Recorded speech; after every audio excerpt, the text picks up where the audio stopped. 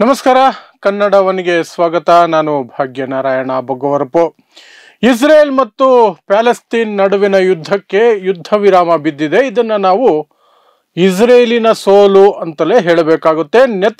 Benjamin Netanyahu, Israel ಪ್ರಧಾನಿ Benjamin Netanyahu ಅವರ ಜೀವನದ ಅತಿ ದೊಡ್ಡ ಸೋಲು ಅಂತಲೇ ಹೇಳಬೇಕಾಗುತ್ತೆ.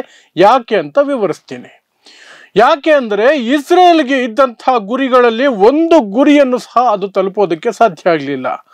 ಮೊದಲಿಗೆ ಇದ್ದಂತಹ ದೊಡ್ಡ ಗುರಿ, ಅದು ಕಳೆದ 50 ವರ್ಷಗಳಿಂದ ಇರುವಂತಹ ಅತಿ ದೊಡ್ಡ ಗುರಿ ಏನಂದ್ರೆ ಸಂಪೂರ್ಣವಾಗಿ ಪ್ಯಾಲೆಸ್ತೀನನ್ನ ಆಕ್ರಮಿಸ್ಕೊಂಡ್ಬಿಡ್ಬೇಕು, ಪ್ಯಾಲೆಸ್ತೀನಿಯರನ್ನ ಹೇಗಾದ್ರೂ ಮಾಡಿ ಅರಬ್ ರಾಷ್ಟ್ರಗಳಿಗೆ ಅಥವಾ ಈಜಿಪ್ಟ್ಗೆ ಕಳಿಸ್ಕೊಟ್ಟು ಬಿಡಬೇಕು. ಆ ಉದ್ದೇಶವನ್ನ ನೆರವೇರಿಸ್ಕೊಳ್ಳೋದಕ್ಕೆ ಅದು ಆಗಾಗ ಪ್ರಯತ್ನ ಮಾಡ್ತಿರುತ್ತೆ. ಅದಕ್ಕೊಂದು ಸಣ್ಣ ಪ್ರೇರಣೆ ಬೇಕಾಗುತ್ತೆ ಅಥವಾ ಒಂದು ಸಬೂಬ್ ಬೇಕಾಗುತ್ತೆ. ಆ ಸಬೂಬು ಹಮಾಸ್ ಅಟ್ಯಾಕ್ ಮೂಲಕ 1.5 ವರ್ಷದ ಹಿಂದೆ ಇಸ್ರೇಲ್ಗೆ ಮತ್ತೆ ಸಿಕ್ಕಿತ್ತು. ಹಾಗಾಗಿ ದಕ್ಷಿಣ ಗಾಜಾ ಪಟ್ಟಿ ಏನಿತ್ತು ಅಲ್ಲಿಂದ ಪ್ರತಿಯೊಬ್ಬರನ್ನು ಸಹ ಓಡಿಸ್ಬಿಟ್ಟಿದ್ರು, ಖಾಲಿ ಮಾಡಿದ್ರು. ಯುದ್ಧದ ಮೂಲಕ ಸೈನ್ಯವನ್ನು ಬಳಸಿ, ಬಾಂಬುಗಳನ್ನು ಹಾಕಿ, ವಾಯುದಾಳಿ, ಲ್ಯಾಂಡ್ ಆರ್ಮಿ ಎಲ್ಲವನ್ನು ಬಳಸ್ಕೊಂಡ್ರು. ದಕ್ಷಿಣದಿಂದ ಎಲ್ಲರನ್ನೂ ಸಹ ಉತ್ತರಕ್ಕೆ ತಳ್ಳಿದ್ರು. ಉತ್ತರಕ್ಕೆ ತಳ್ಳಿದ್ದರ ಉದ್ದೇಶವೇ ಅಲ್ಲಿಂದಲೂ ಸಹ ನಿಧಾನಕ್ಕೆ ಅವರು ಈಜಿಪ್ಟ್ಗೆ ಹೋಗ್ಬಿಡ್ಲಿ ಅಥವಾ ಪಕ್ಕದ ಯಾವ್ದಾದ್ರು ಜಾರ್ಡನ್ಗೋ ಇನ್ಯಾವುದೋ ದೇಶಕ್ಕೆ ಹೋಗ್ಬಿಡ್ಲಿ, ನಮಗೆ ಪೂರ್ತಿಯಾಗಿ ಬಂದುಬಿಡ್ಲಿ ಅಂತ.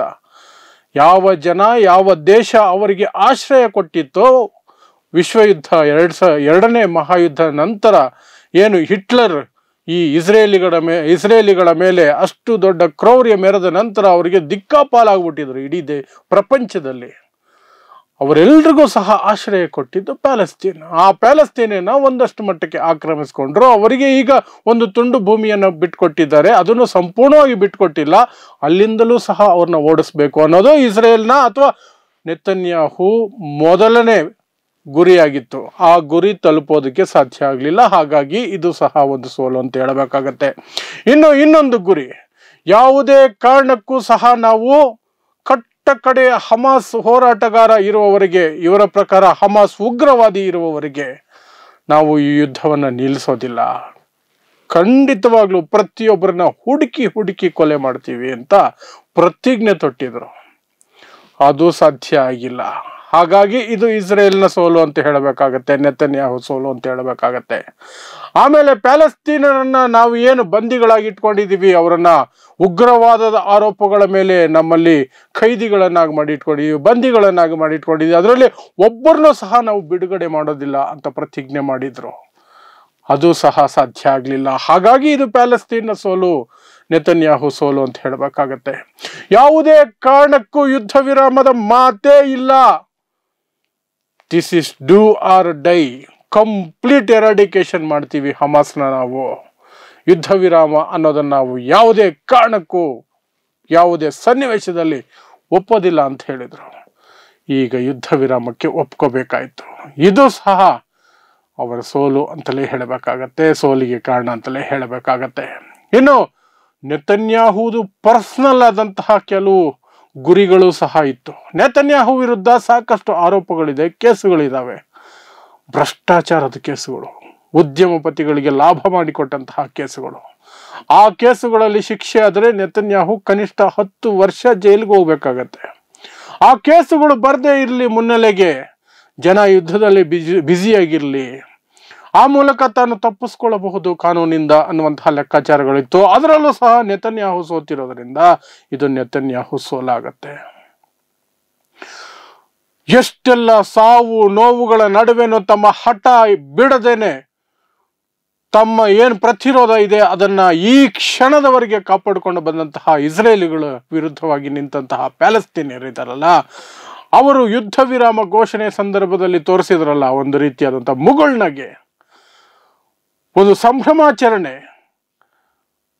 ಅದನ್ನ ನೋಡಿದ್ರೆ ಹೇಳಬೇಕಾಗುತ್ತೆ ಇದು ಇಸ್ರೇಲ್ನ ಸೋಲು ಅಂತ, ನೆತನ್ಯಾಹು ಸೋಲು ಅಂತ. ಯಾಕೆಂದ್ರೆ ಪ್ಯಾಲೆಸ್ತೀನಿಯರ ಕಣ್ಣಲ್ಲಿ ನೀರನ್ನು ಬಿಟ್ಟು ಬೇರೆ ಏನನ್ನು ನೋಡಬಾರ್ದು ಅನ್ನುವಂತಹದ್ದು ಇಸ್ರೇಲ್ನ ಪರಮ ಗುರಿ. ಪ್ಯಾಲೆಸ್ತೀನಿಯರು ಅಳುತ್ತಾನೆ ಇರಬೇಕು, ನೋವಿನಲ್ಲೇ ಇರಬೇಕು, ಕಣ್ಣೀರು ಹಾಕ್ತಾನೆ ಇರಬೇಕು, ಒಂದು ಹೊತ್ತಿನ ಊಟಕ್ಕೂ ಅಲೆದಾಡಬೇಕು, ನೆರಳಾಡಬೇಕು. ಅದು ಪ್ಯಾಲೆಸ್ತೀನ್ನ ಅಂತಿಮ ಗುರಿ. ಅದು ಕೂಡ ಸಾಧ್ಯ ಆಗ್ಲಿಲ್ಲಲ್ಲ. ಹಾಗಾಗಿ ಇದು ಪ್ಯಾಲೆಸ್ತೀನ್ ಸೋಲಾಗತ್ತೆ, ನೆತನ್ಯಾಹು ಸೋಲಾಗತ್ತೆ. ಸೊ ಹಾಗಾದ್ರೆ ಏನಾಯ್ತು? ಈಗ ಅಂತಾರಾಷ್ಟ್ರೀಯ ಒತ್ತಡಕ್ಕೆ ಮಣಿದು ಪ್ಯಾಲೆಸ್ತೀನ್ ಮತ್ತು ಇಸ್ರೇಲ್ ನಡುವೆ ಯುದ್ಧ ವಿರಾಮ, ಹಮಾಸ್ ಮತ್ತು ಇಸ್ರೇಲ್ ನಡುವೆ ಯುದ್ಧ ವಿರಾಮ ಆಗಿದೆ. ನಿನ್ನೆ ಭಾನುವಾರದಿಂದ ಅದು ಚಾಲ್ತಿಗೆ ಬಂದಿದೆ. ಬಿದ್ದರೂ ಕೂಡ ಮೀಸೆ ಮಣ್ಣಾಗ್ಲಿಲ್ಲ ಅನ್ನೋ ರೀತಿಯಲ್ಲಿ ಅದೆಲ್ಲವೂ ಜಾರಿ ಆದ ನಂತರ ಈ ಒಂದು ಡೈಲಾಗ್ ಅನ್ನ ಇಡೀ ವಿಶ್ವಕ್ಕೆ ಹೊಡೆದಿರೋದು ಏನು, ನಾವು ಸೋತಿದ್ದೀವಿ ಆದ್ರೆ ಸೋತಿಲ್ಲ ಅಂತ ಹೇಳ್ಕೊಳ್ಳೋದಕ್ಕೆ. ಈ ಯುದ್ಧ ವಿರಾಮ ಏನು ಪರ್ಮನೆಂಟ್ ಅಲ್ಲ, ನಾವು ಬಯಸಿದ್ರೆ ಯಾವ ಕ್ಷಣ ಬೇಕಾದ್ರೂ ಇದನ್ನು ವಾಪಸ್ ಪಡ್ಕೊಳ್ತೀವಿ. ಅದೊಂದು ಬೆದರಿಕೆ, ಪ್ಲಸ್ ಅಂತಾರಾಷ್ಟ್ರೀಯ ಮಟ್ಟದಲ್ಲಿ ನಿರ್ಣಯ ತೆಗೆದುಕೊಂಡಂತಹ ಒಪ್ಪಂದಕ್ಕೆ ಧಿಕ್ಕಾರ ಅಥವಾ ಧಿಕ್ಕರಿಸಿ ನಡೆಸಿಕೊಳ್ಳುವಂತಹ ದುರಂಕಾರ ನಮಗಿದೆ ಅಂತ ತೋರಿಸ್ಕೊಳ್ಳುವಂತಹ ಒಂದು ಹುಂಬತನ ಅಂತ ಹೇಳಬೇಕು ಇಸ್ರೇಲ್ದು. ಅದೊಂದನ್ನ ಡೈಲಾಗ್ ಅನ್ನ ಮಾತ್ರ ಒಂದು ಹೇಳಿದ್ದಾರೆ. ಆದ್ರೆ ಏನೇ ಆಗ್ಲಿ ನಿನ್ನೆಯಿಂದ ಅದು ಚಾಲ್ತಿಗೆ ಬಂದಿದೆ. ಆದ್ರೆ ಅದಕ್ಕೆ ಬೆಲೆ ತೆತ್ತಿರುವಂತಹದ್ದು ಮೊದಲಿಗೆ ಪ್ಯಾಲೆಸ್ತೀನಿಯನ್ ಜೀವಹಾನಿಯ ಬೆಲೆ ತೆತ್ತಿದೆ. ಅಫಿಷಿಯಲ್ ನಂಬರ್ಸ್, ಅಧಿಕೃತವಾದ ಸಂಖ್ಯೆಗಳೇ 47,000 ಜನ, ಅದರಲ್ಲಿ ಅರ್ಧಕ್ಕಿಂತ ಹೆಚ್ಚು ಮಕ್ಕಳು ಮತ್ತು ಮಹಿಳೆಯರು ಪ್ರಾಣ ಬಿಟ್ಟಿದ್ದಾರೆ. ನಾನು ಹೇಳ್ತಾ ಇರೋದು ಪ್ಯಾಲೆಸ್ತೀನಿಯನ್ ಸಾಮಾನ್ಯ ಪ್ರಜೆಗಳು, ಹಮಾಸ್ ಅಲ್ಲ, ಸಾಮಾನ್ಯ ಪ್ರಜೆಗಳು. ಇಸ್ರೇಲ್ಗೆ ತಾಕತ್ತು ದಮ್ಮು ಇದ್ರೆ ಅವರು ಹಮಾಸ್ ಮೇಲೆ ದಾಳಿ ಮಾಡಬೇಕು, ಹಮಾಸನ್ನ ಎದುರಿಸ್ಕೊಳ್ಬೇಕು. ಸುಮ್ಮನೆ ಯಾವುದೋ ನಿರಾಶ್ರಿತ ಕೇಂದ್ರದಲ್ಲಿ ಇರುವಂತಹ ಪ್ರಜೆಗಳು, ಸ್ಕೂಲಲ್ಲಿ ಆಶ್ರಯ ಪಡೆದಿರುವಂತಹ ಪ್ರಜೆಗಳು, ಯುನೈಟೆಡ್ ನೇಷನ್ಸ್ ನಡೆಸ್ತಾ ಇರುವ ನಿರಾಶ್ರಿತರ ಶಿಬಿರಗಳ ಮೇಲೆ ಬಾಂಬ್ ಹಾಕೋದಲ್ಲ, ಹಾಸ್ಪಿಟ್ಲುಗಳ ಮೇಲೆ ಬಾಂಬ್ ಹಾಕಿ ಮಕ್ಕಳನ್ನ ಕೊಲ್ಲೋದಲ್ಲ.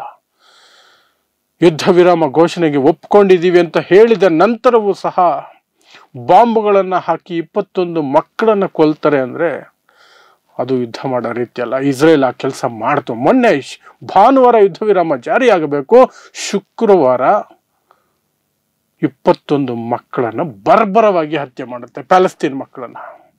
ಅದೆಲ್ಲವೂ ನಡೀತು. ಅದರ ನಡುವೆ ಈಗ 47,000 ಅಧಿಕೃತ ಸಂಖ್ಯೆ, ಅನಧಿಕೃತ ಸಂಖ್ಯೆ 65,000ದಿಂದ 1,00,000 ಜನ ಜೀವ ಕಳ್ಕೊಂಡಿದ್ದಾರೆ ಅನ್ನುವಂಥದ್ದು ಅನ್ಅಫಿಷಿಯಲ್ ಫಿಗರ್ಸ್. ಅಲ್ಲಿ ಗ್ರೌಂಡ್ ರಿಪೋರ್ಟ್ ಮಾಡ್ತಿರುವಂಥವ್ರು ಹೇಳ್ತಿರುವಂತಹ ಸಾಕಷ್ಟು ವಿಚಾರಗಳು. ಇನ್ನು ಅದಕ್ಕೆ ಮುಖ್ಯವಾಗಿ ಬಂದಿರುವಂತಹ ಷರತ್ತುಗಳು ಅಂದ್ರೆ ಹಮಾಸ್ ಹಿಡಿತದಲ್ಲಿರುವಂತಹ ಇಸ್ರೇಲಿ ಪ್ರಜೆಗಳನ್ನ, ಬಂಧಿತರಾಗಿ ಯಾರನ್ನ ಇಟ್ಕೊಂಡಿದ್ದಾರೆ ಅವರನ್ನ ವಾಪಸ್ಸು ಕೊಡಬೇಕು ಅನ್ನುವಂಥದ್ದು. ಅದು 3 ಹಂತದಲ್ಲಿ ನಡೆಯುತ್ತೆ ಅಂತ ಹೇಳಲಾಗ್ತಿದೆ. ಮೊದಲನೇ ಹಂತದಲ್ಲಿ 33 ಜನರನ್ನ ಹ್ಯಾಂಡ್ ಓವರ್ ಮಾಡ್ತೀವಿ ಅಂತ ಹೇಳಲಾಗ್ತಿದೆ. 98 ಜನ ಇದ್ದಾರೆ ಹಮಾಸ್ ಬಳಿ ಇಸ್ರೇಲಿಗರು ಅಂತ ಒಂದು ಲೆಕ್ಕಾಚಾರ ಇದೆ. ಅದರಲ್ಲಿ 33 ಜನರನ್ನ ಮೊದಲನೇ ಹಂತದಲ್ಲಿ ಬಿಡ್ತೀವಿ. ಅದರ ಆರಂಭ ಅನ್ನೋ ರೀತಿಯಲ್ಲಿ ಯುದ್ಧ ವಿರಾಮದ ಮೊದಲನೇ ದಿನ ಹಮಾಸ್ 3 ಜನ ಇಸ್ರೇಲಿ ಮಹಿಳೆಯರನ್ನ ಬಿಡುಗಡೆ ಮಾಡಿದೆ. 3 ಜನ. ಅದಕ್ಕೆ ಪ್ರತಿಯಾಗಿ ಹಮಾಸ್ ಪಡೆದುಕೊಂಡಿರೋದು ವಾಪಸ್ ಇಸ್ರೇಲಿಂದ ಎಷ್ಟು ಅಂದ್ರೆ 90 ಜನ ಪ್ಯಾಲೆಸ್ತೀನಿ ಬಂಧಿತರನ್ನ ಇಸ್ರೇಲ್ ಒಪ್ಪಿಸಬೇಕಾಗಿದೆ, ವಾಪಸ್ ಕಳಿಸ್ಬೇಕಾಗಿದೆ, ಕೊಟ್ಟಿದ್ದಾರೆ. ಸೊ ಇದು 3:30. ನೀವು 3 ಜನನ ಕೊಟ್ರೆ ನಮಗೆ 30 ಜನ ಕೊಡಬೇಕು, ಒಬ್ರಿಗೆ 30 ಜನರನ್ನ ವಾಪಸ್ ಕೊಡಬೇಕು. ಆ ಲೆಕ್ಕದಲ್ಲಿ ಹಮಾಸ್ ಅದನ್ನ ನೋಡೋದಾದ್ರೂ ಸಹ ಇಲ್ಲಿ ಪ್ಯಾಲೆಸ್ತೀನಿಯರೇ ಗೆದ್ದಿದ್ದಾರೆ ಅಂತ ಹೇಳಬೇಕಾಗತ್ತೆ. ಯಾಕಂದ್ರೆ ಒಬ್ಬ ವ್ಯಕ್ತಿಯನ್ನ ನಾವು ಬಿಡಬೇಕು ಅಂದ್ರೆ ನೀವು 30 ಜನನ ಕಳಿಸ್ಬೇಕು ನನಗೆ ಈ ಕಡೆಗೆ ಅಂತ. ಅದ್ರ ಪ್ರಕಾರನೇ ನಡ್ಕೊಂಡಿದ್ದಾರೆ. 3 ಜನರನ್ನ ಬಿಡುಗಡೆ ಮಾಡಿದ್ದಾರೆ, 90 ಜನರನ್ನ ಪಡ್ಕೊಂಡಿದ್ದಾರೆ, ಬಿಡುಗಡೆಗೊಳಿಸ್ಕೊಂಡಿದ್ದಾರೆ. ಇದು ಹಮಾಸ್ ಅಲ್ಲಿ ಪಡೆದಿರುವಂತಹದ್ದು ಮತ್ತು ಪ್ಯಾಲೆಸ್ತೀನ್ ಅಲ್ಲಿ ಪಡೆದಿರುವಂತಹದ್ದು. ಹಮಾಸ್ ಅನ್ನೋದಕ್ಕಿಂತ ಪ್ಯಾಲೆಸ್ತೀನ್ ಪಡೆದಿರುವಂತಹದ್ದು. ಸೊ ಈ ಎಲ್ಲ ಹಿನ್ನೆಲೆಯಲ್ಲಿ ಈಗ ಈ ಶಾಂತಿ ಸ್ಥಾಪನೆಯ ಪ್ರಯತ್ನ ಅಂತ ಏನು ಕರೀಬೋದೋ ಅದನ್ನು ಯಾವ ಕ್ಷಣ ಬೇಕಾದರೂ ಇಸ್ರೇಲ್ ಮುರಿದು ಬಿಡುತ್ತೆ ಅನ್ನುವಂತಹ ಆತಂಕದ ನಡುವೆ ಪ್ಯಾಲೆಸ್ತೀನಿಯರು ಗಾಜಾ ಪಟ್ಟಿಯನ್ನ ಮತ್ತೆ ಕಟ್ಟಿಕೊಳ್ಳಬೇಕಾದಂತಹ ಅನಿವಾರ್ಯತೆಗೆ ಬಂದಿದ್ದಾರೆ.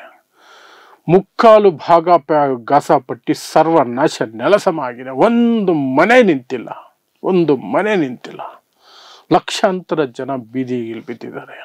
ಎಲ್ರಿಗೂ ಪುನರ್ವಸತಿ ಆಗಬೇಕು, ಮತ್ತೆ ತಮ್ಮ ನಗರಗಳನ್ನ, ಹಳ್ಳಿಗಳನ್ನ ಕಟ್ಕೋಬೇಕು, ತಮ್ಮ ಮನೆಗಳನ್ನ ಕಟ್ಕೋಬೇಕು, ತಮ್ಮ ಜೀವನವನ್ನ ಕಟ್ಕೋಬೇಕು. ಆ ಜೀವನ ಕಟ್ಕೊಳ್ಳೋದರ ಜೊತೆಗೇನೆ ನಿನ್ನೆ ನನ್ನ ಜೊತೆ ಇದ್ದಂತಹ ನನ್ನ ತಂದೆ, ತಾಯಿ, ಅತ್ತೆ, ಮಾವ, ಅಣ್ಣ, ಚಿಕ್ಕಪ್ಪ, ದೊಡ್ಡಪ್ಪ ಇವರು ಯಾರು ಇವತ್ತಿಲ್ಲ ಅನ್ನುವಂತಹ ಪರಿಸ್ಥಿತಿಯಲ್ಲಿ ಲಕ್ಷಾಂತರ ಮಕ್ಕಳು ಒಬ್ಬೊಬ್ಬರೇ ಉಳ್ಕೊಂಡಿದ್ದಾರೆ. ಇಡೀ ಕುಟುಂಬವನ್ನ ಇಸ್ರೇಲ್ ದಾಳಿ ಬಲಿ ಪಡೆದಿದೆ. ಅಂತಹವರ ಜೀವನಗಳನ್ನ ಮತ್ತೊಂದು ರೀತಿಯಲ್ಲಿ ಕಟ್ಟಬೇಕಾದಂತಹ ಜವಾಬ್ದಾರಿ ಆ ಪ್ಯಾಲೆಸ್ತೀನಿಯರ ಜನರಿಗೆ ಬಂದೊದಗಿದೆ. ಅದರಲ್ಲೂ ಸಹ ಅವರು ಕೈ ಜೋಡಿಸ್ಬೇಕಾಗತ್ತೆ. ಒಂದು ಕಡೆ ತಮ್ಮ ಜೀವನವನ್ನು ಕಟ್ಟಿಕೊಳ್ಳೋದ್ರ ಜೊತೆಗೇನೆ ಈ ರೀತಿ ಆಲ್ಮೋಸ್ಟ್ ಅನಾಥರಾಗಿರುವಂತಹ ಒಬ್ಬರು ಇಬ್ಬರು ಉಳಿದಿರುವಂತಹ ಕುಟುಂಬದ ವ್ಯಕ್ತಿಗಳಿಗೆ, ಅದರಲ್ಲೂ ವಿಶೇಷವಾಗಿ ಮಕ್ಕಳಿಗೆ ಜೀವನ ರೂಪಿಸಿಕೊಡ್ಬೇಕಾದಂತಹ ಒಂದು ದೊಡ್ಡ ಜವಾಬ್ದಾರಿ ಸಹ ಪ್ಯಾಲೆಸ್ತೀನಿ ಜನರ ಮೇಲೆ ಬಿದ್ದಿದೆ. ಆದರೆ ಪ್ಯಾಲೆಸ್ತೀನಿ ಜನರ ಹಠ ಇದೆಯಲ್ಲ, ಆ ಹಠ ಅವರನ್ನ ಮತ್ತೆ ಎದ್ದು ನಿಲ್ಲುವಂಗೆ ಮಾಡುತ್ತೆ ಅನ್ನೋದ್ರಲ್ಲಿ ಅನುಮಾನ ಬೇಕಾಗಿಲ್ಲ. ಅದನ್ನ ಇವರು ಈ ಯುದ್ಧದಲ್ಲಿಯೂ ಸಹ ತೋರಿಸಿದ್ದಾರೆ. ಯುದ್ಧದಲ್ಲಿ ಅತಿ ಹೆಚ್ಚು ಪ್ರಾಣಹಾನಿಯಾಗಿದ್ದು ಪ್ಯಾಲೆಸ್ತೀನಿಯರದು, ಅತಿ ಹೆಚ್ಚು ನಷ್ಟ ಆಗಿದ್ದು ಪ್ಯಾಲೆಸ್ತೀನಿಯರದು. ಯುದ್ಧ ವಿರಾಮ ಆದರೂ ಸಹ ಆಗದೇ ಇದ್ರೂ ಸಹ ಕೆಚ್ಚೆದೆಯಿಂದ ಹಠವಾದಿಗಳ ಹಾಗೆ ನಿಂತಿರೋದು ಪ್ಯಾಲೆಸ್ತೀನಿಯರೇನೆ. ಯುದ್ಧ ವಿರಾಮ ಆಗಿದೆ, ಒಂದಷ್ಟು ನೆಮ್ಮದಿ ಸಿಗುತ್ತೆ ಅಂತ ಇಸ್ರೇಲ್ ಈ ಕಡೆ ಒಂದು ಚೂರು ಸಂಭ್ರಮ ಇಲ್ಲ, ಅವರಿಗೆ ಸತ್ಯನೇ ಇಲ್ಲ.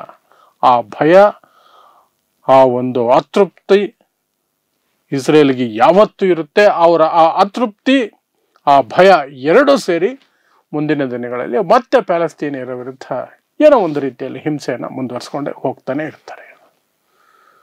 ನೋಡ್ತಾ ಇರಿ ಸಮಾಜಕ್ಕಾಗಿ ಕನ್ನಡ 1 ನ್ಯೂಸ್. ನಮಸ್ಕಾರ.